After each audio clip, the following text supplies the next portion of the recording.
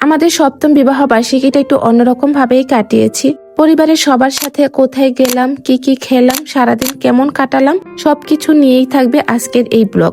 Hello everyone, আসসালামু আলাইকুম। খুব সিম্পল সাজুগুজু করে আমরা বের হয়ে গিয়েছিলাম রিসোর্টের উদ্দেশ্যে। রিসোর্টটা আমাদের গাজীপুরে বর্তমানে খুব ভাইরাল একটা রিসোর্ট। আর এই রিসোর্টে আমরা গিয়েছিলাম ডে-লং প্যাকেজে। আমার বাবার বাড়ির সবাই এবং আমি আর আমার হাজবেন্ড আমরা সবাই ডে-লং প্যাকেজেই গিয়েছি।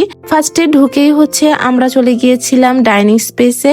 তাদের ডাইনিং স্পেসটা কিন্তু অনেক সুন্দর, তিন পাশেই পানি আর ভিতরে অনেকটা জায়গা জুড়ে খুব বড় সড়ো করেই বানানো হয়েছে। খাবার রেডি করতে করতে আমরা ভাবলাম যে একটু ফটোশুট করে আসি। এই 7 বছরে আমার হাজবেন্ডের সাথে আমার ওইরকম কোনো সুন্দর রোমান্টিক ছবি নেই সিরিয়াসলি, কারণ সে আর আমি একসাথে তাকিয়ে যে একটু ছবি তুলবো আমার একদম হাসি চলে আসে। এটা নিয়ে আমার বিয়ের সময় ক্যামেরাম্যান অতিষ্ঠ হয়ে গিয়েছিল যে আমি তার দিকে তাকিয়ে ছবি তুলতে পারি না। যাই হোক, তারপর আমাদের খাবার রেডি হয়ে গিয়েছে। আমরা খাওয়া দাওয়া শেষ করে কেক কেটেছি।